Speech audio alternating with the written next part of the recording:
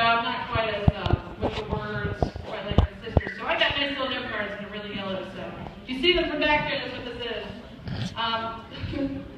My name is Sammy Gibbs, and I've been best friends with Lindsay and Brandon for 13 years now. I'm 24 years old, so that's more than half of my life. I've been around this girl and her amazing family, most of you, so hello. We met when I was 11 years old. We were in 6th grade together in band class. And back then, they had we just got out of elementary school, so we were going into a new school, and I was actually bused across town to go to Almar Road Middle School, and I didn't have any friends there. All my friends from elementary school went to other schools, so it was just me. I wore a scrunchie in my hair every single day. It was huge. Attracted a lot of good attention, I'm sure. And my father's socks every day. They went up halfway to my knees. And I sat alone a lot at lunch. I didn't have any friends for a little while until I met Rachel and Lindsay. And little did I know when I met them that at 11 years old, I'd met two of the most important people I'd ever meet in my entire life. You know, middle school, high school, and college, it's a really delicate time growing up. You go through some challenges, you meet a lot of good people, meet a lot of bad people, and you're presented with choices that are going to shape who you become as an adult. Fortunately for me, I was growing up with the Marr twins. See what we did? Martins, all right. Fortunately, growing up with the Marr twins, our idea of fun was movie nights, sleepovers, 4-hour phone conversations, playing hide and seek with our cars. There were rules, and gas was a little cheaper. It was still kind of weird, but whatever. Really weird. And the craziest thing we ever did was throw water balloons out of our car window, or paint every school rock we could find just because we thought it was funny.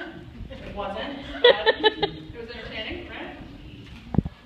When our idea of rebellion was staying out just 5 minutes past our 9 o'clock curfew for driving. Ooh. Of course there were boys around, but none were ever found quite as worthy, so when prom came around and Friday nights, Lindsay was my date. So was Rachel. We were each other's prom date, we were each other's Friday night dates. We took pictures together. That's just how I made it through high school. Lindsay was always the driver in our group because she was the first one to get her license. I was the second, but nobody ever wanted to ride with me. There's a reason. Okay. My first car was a 1984 Ford LTD Robin's Egg Blue. It was beautiful. It's my grandma's car. None of the windows rolled down, and I didn't have air conditioning or heat. I did, however, have a nice blanket in the winter and ski gloves. And a sweat rag in the summer months. So that was good. They were a little disgusted, so nobody ever rode with me. Anyway, I'm not very good with directions, getting around town at all, as Lindsay really knows very well.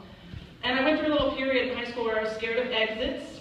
By a period, I mean I'm still going through it. Okay, I know. All right, working on it. Anyway, so I was supposed to be going to the lake house with Lindsay and Rachel, and I was really scared I was going to get lost on the way there. This is before GPS.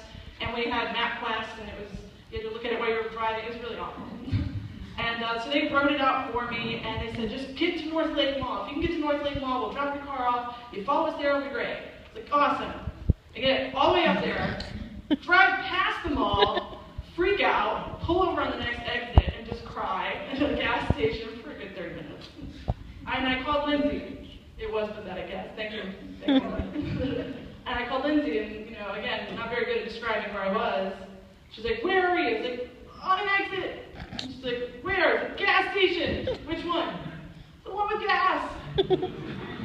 It wasn't very good. And somehow, some way, a couple of minutes later, Lindsay, very angry, drove over and found me at the gas station. It seemed, no matter how lost I ever thought that I was, whether it was in Charlotte or a toy section in Target, cool.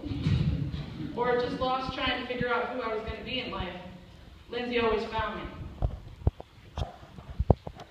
I think who you are in life is defined by the little things that you do for people. Let's see if I can get through this without crying. Ready? Like when I was 14, and I told you that birthdays were important, that it didn't matter to me. And you showed up with cupcakes for me anyway at school.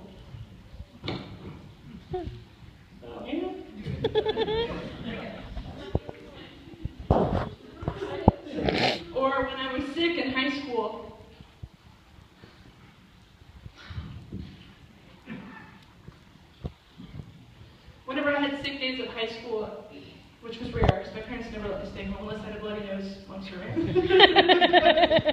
Yeah. When I was sick, I'd get a knock at the door, and I'd come downstairs and I'd open the door, and there was Lindsay and Stephanie and Rachel, and they had Starbucks for me.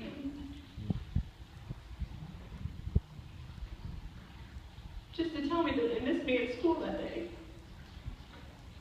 Or at my own wedding, when you kept me calm, and you made me feel beautiful. Or all those times where I just thought I wasn't good enough.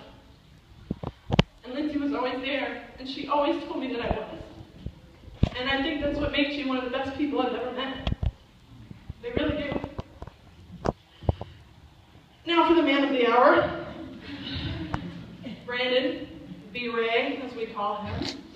I'm not sure if you knew it, but when you married one of my best friends, Lindsay, today, you also married all of us in the purple dresses. Woo! So, I just wanted to take the time to say, I do.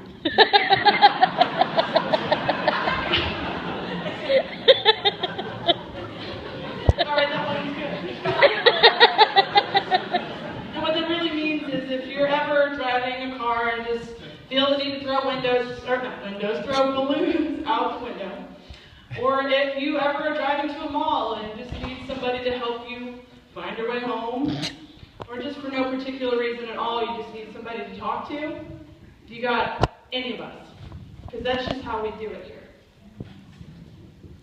So, I just wanted to, let's raise a glass to Brandon and welcome him to this crazy, awesome family. And I just want to say I love you, Lindsay. Thank you so much.